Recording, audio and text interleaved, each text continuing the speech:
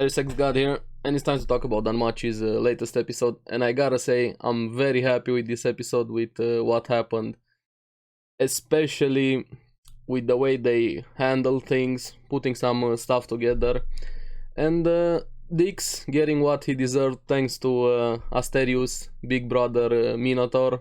So let's get into it and see what happened. Now, after last episode, we still have Belle defending Vine standing in front of her.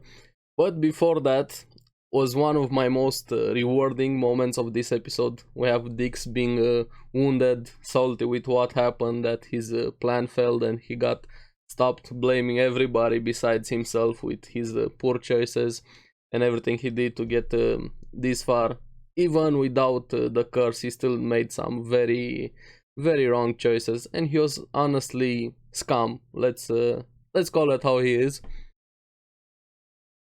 And right when he was finishing his speech, so to say, you see behind him the Minotaur, and we actually found out his name this episode, Asterius, just coming right behind him and wrecking Dix, completely destroying him. I love that. Thank you very much, Asterius. You have my my thanks for that. He deserved that, and you did us a service over there. Now, so something very curious. While everything was happening, we had Freya and Otar looking from above, as they like to do, especially Freya.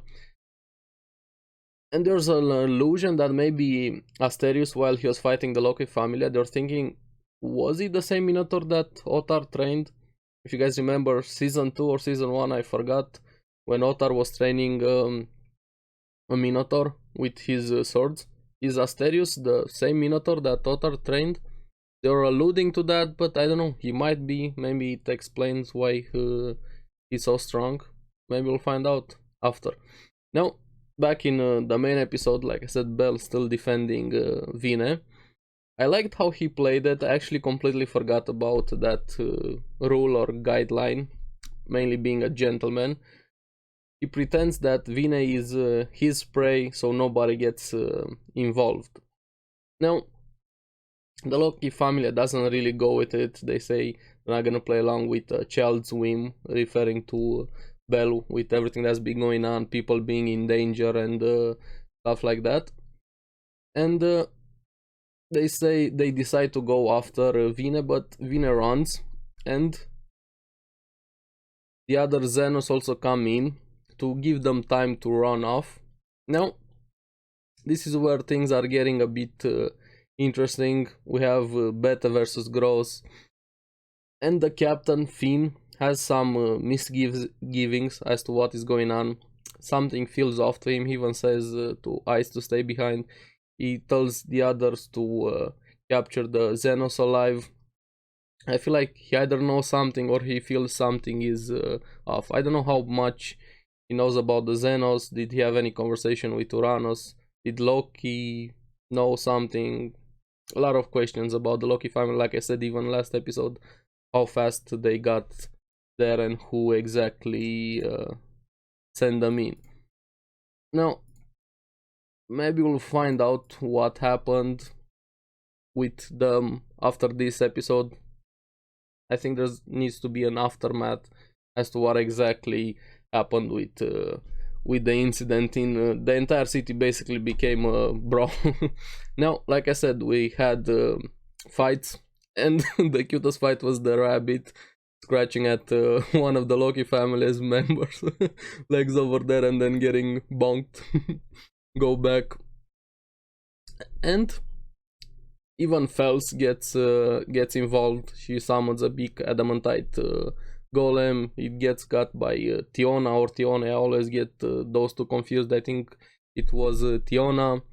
Gareth also meets Ikelos, actually grabs him as luggage. I really hope they're gonna punish Ikelos for what happened.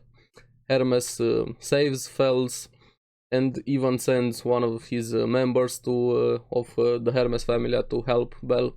And the Heste family also, all of them were thinking as to what exactly to do. They're in a tough spot. Either go public with defending a monster, Xenos in this case, Vine, it's between a hard place and a rock.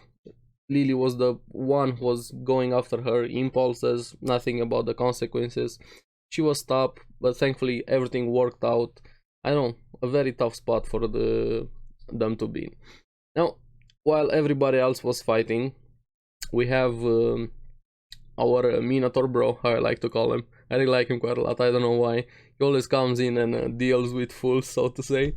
And like I said, we got his name as Asterius. And his howl when he made his entrance, he actually made the people faint, even Haruhime fainted. I'm curious what level he's, and if he's actually the Minotaur that Otar trained. I need some backstory with him. Now we have Asterius versus Tiona versus Tione versus Bete. He's actually winning, beating them down, and he even uses a magic sword. He almost got all of them, but Finn orders Riveria to protect. I think she was the spellcaster in the Loki family, and they actually cancel out the attack mostly. The people who were near him still suffered the paralysis effect, Bete, Tione, whoever was around him, proving that he's actually very powerful. A lot of people were needed to actually do something against him.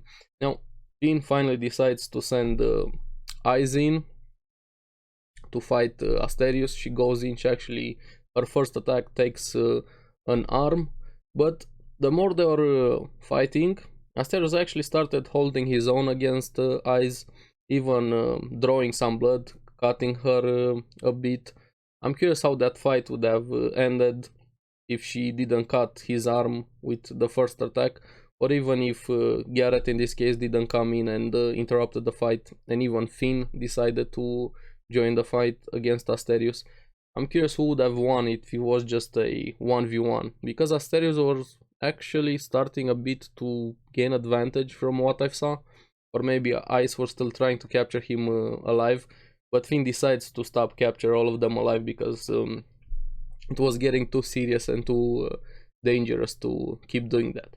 Now they get saved by the Hermes family with the smoke bombs, and this allows all of them to escape, and Asterius was actually in a pretty bad shape, even though he was still holding his own against the fight. I'm very happy he survived. Like I said, I like him quite a lot. I'm curious if he's the same one that Otar trained. This is my biggest question on my mind right now. I think he is, but it's not confirmed. Now back to the chase with Vine. She was still running through the town, rampaging.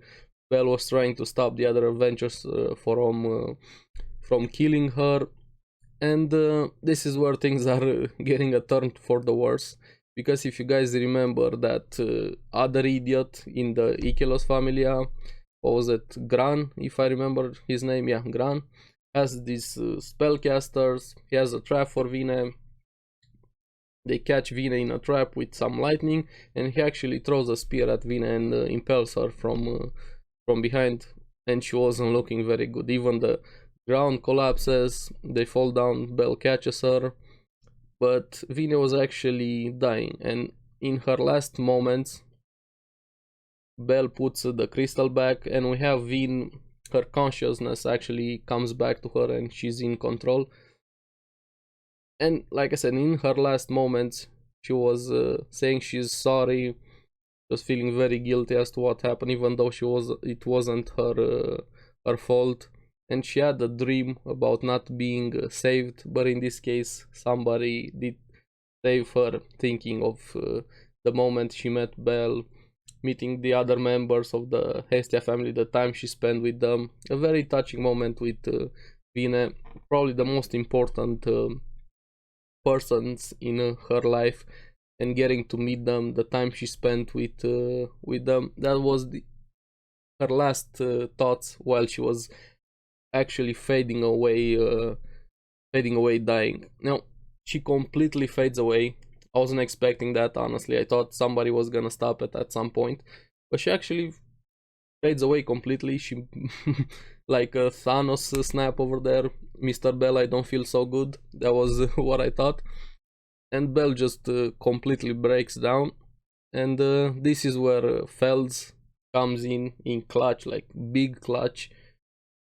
and casts a spell that transcends human knowledge in everybody's worlds, even Freya, and said something very curious, that turning back on the rule of heavens, she actually broke the rules of heaven with dying. I'm gonna assume in this case the same spell that put Fels in the condition she has now, or he has. I think Fels was female, I don't know, I'm always getting confused. I don't think we got her gender, not like it actually makes a difference right now, because she or he came in clutch big time.